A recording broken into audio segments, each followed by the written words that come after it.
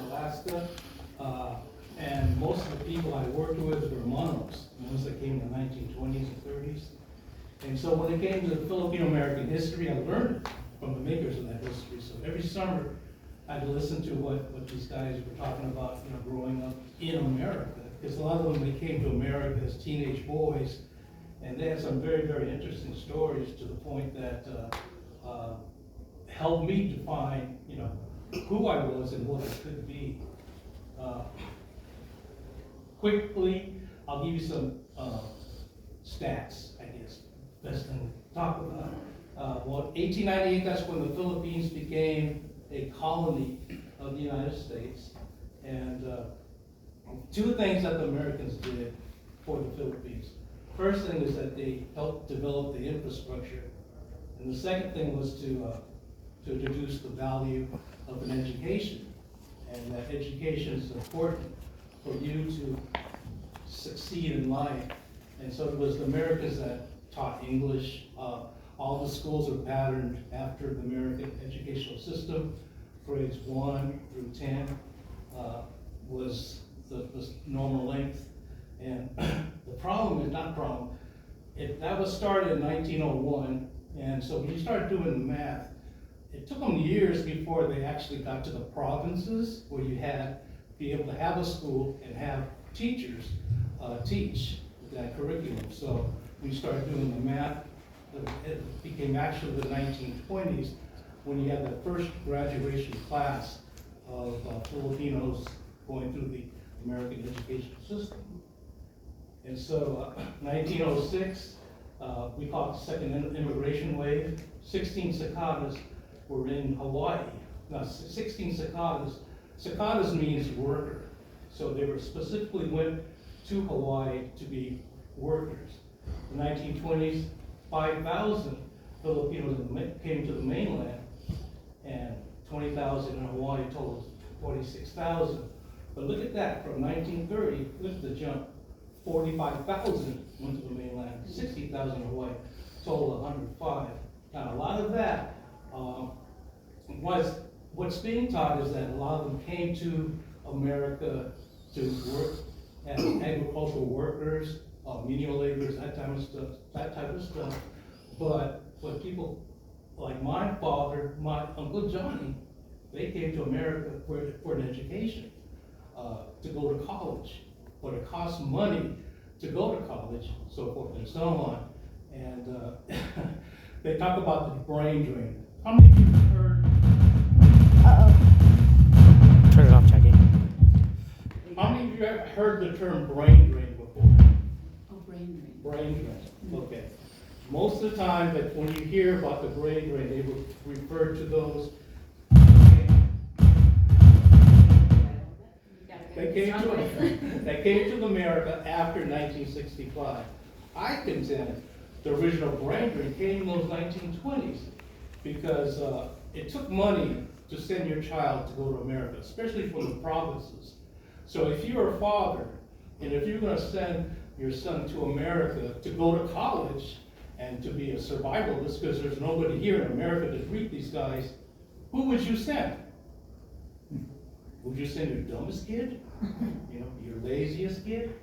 You would most likely send your most intelligent child, resilient child, because it was rough to leave home, come to America, nobody here to greet you, and survive. Think about that. And so, mostly 90%, age 15 to 30, were men. So you had this huge ratio of males to females. But there were women, okay? Beautiful, beautiful ladies there. And you can imagine they were like the treasures of the community. But when the Monos came to America, it won't go now. Let's do this. Okay, hard work. Look at this guy. Look what he's picking. But that's a lot of them came from the locals, and so they were very familiar of agricultural work. And so even though it was hard, to them, that was like a way of life anyway in the Philippines, but the difference was that they're getting paid. And so a lot of them chose to become menial laborers, agricultural fields, because that's the only type of work that was available to them. But that's in fields, and these are the Lasqueros. But look at them, handsome, handsome men. But just look at them, you know, it's like, these guys had style, Yeah. you know? Just look at the way they stand. It's like, whoa, mom. Okay, that's them in their work clothes. This is what they look like.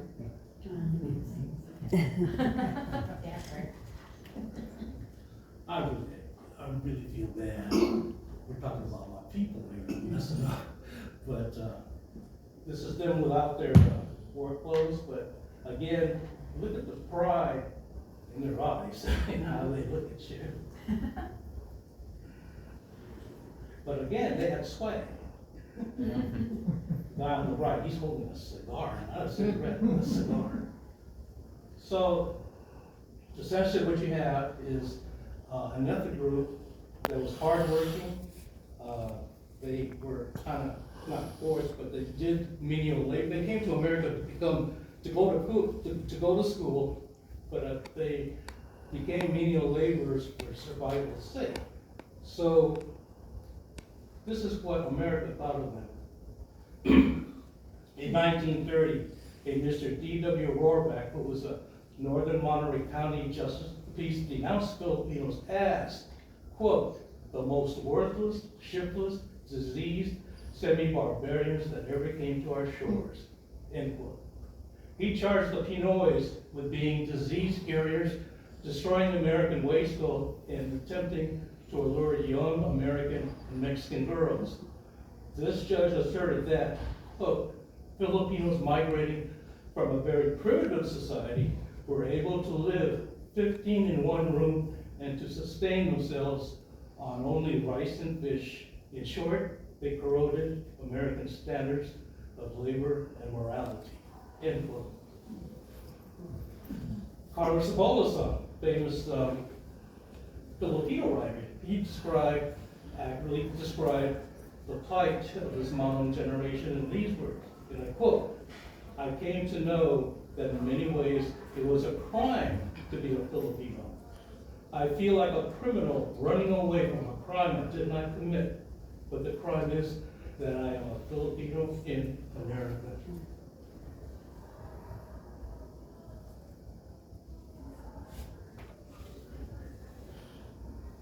And this, positively no Filipinos allowed.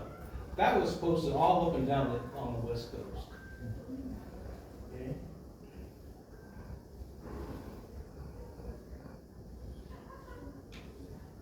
And these are some of the events that happened to these monos. You had the Great Depression, 1929.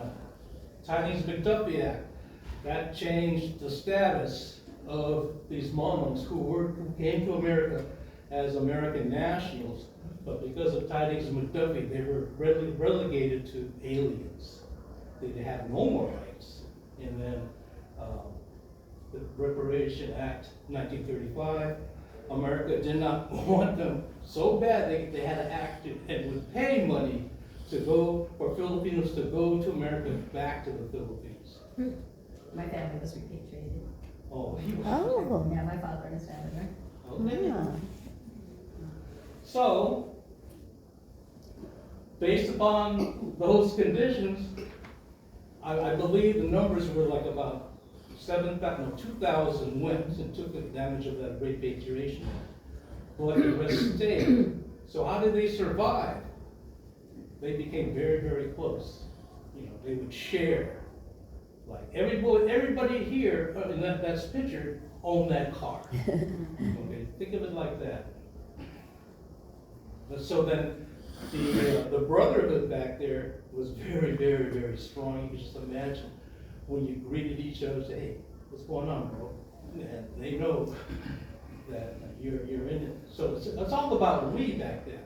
You can imagine the type of camaraderie that these guys go through.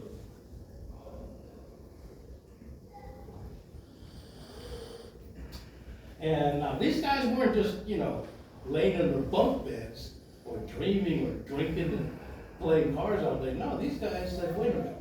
They started to strike, to form unions. And in 1924, the 1600 had a strike in Hanapete Camp in Kauai, Hawaii, where 16 sugarcane cutters were killed. 1933, cannery workers and farmers, farm labor union, we formed the Farm Laborers Union 18257. August 1934, you had the letter strike. 1935, Pinoys of the Yakima Valley, which I have a lot of our uncles live. It was against the law for Filipinos to own land, but they went around it and said, okay, we'll lease land. So they had hundreds of acres in the Yakima Valley, and that's how that community, survived. Asparagus cutters, they were on strike, and then another sugarcane strike, and also the grape strike, which led to the United Farm Workers Union. So, based upon how they were dogged, basically, why would they want to fight for America? That was the question that you really think about it. If I was getting treated like that, why would you fight for America? And again, it was a brotherhood. So they're saying, okay, if one of us enlists, we all enlist. And that's what happened. They said no. Plus they saw the future, because there was nothing, no matter how bad it was in America, it was much better than it was in the Philippines. Okay? Also, they remembered that their fathers and other relatives had to pool money for them to come to America. And so there was this beginning of the, I don't know the correct term, but where you make money here in America and you send it back to the Philippines. So there were a lot of future generations of Filipino nurses that were able to graduate because the moms were sending money back.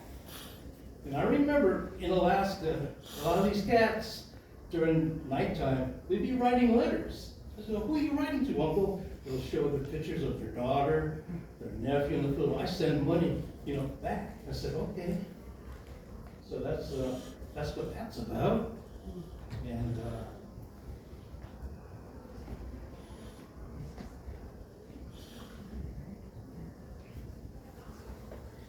again, despite all the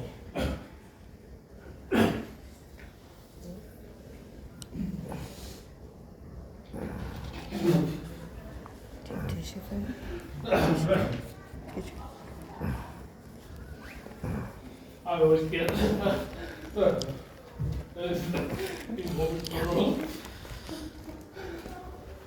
still survived in America. These are my heroes.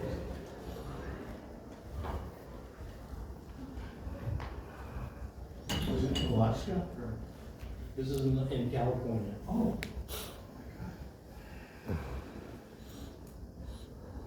Looks like relatives. Now, this is my father. 1928, 19 years old, he went to Franklin High School. Here's my father. Right here. Okay. The thing is, what's he doing forming a Filipino club? Right? What do you think they did? In high school? In high school? I don't That's know. amazing. Yeah. Spoken word. High school. We're still So, again, see, that's the problem I had. I never asked. I said, what did you guys do in your club? It can't be folk dancing. That's good. 2 or 3. So, interview, get your family history down. If anything, I learned from Auntie Dorothy and Uncle Fred, Filipino American history starts at home. Where was this? This is Seattle. Oh, okay. Seattle, Washington. Okay. And,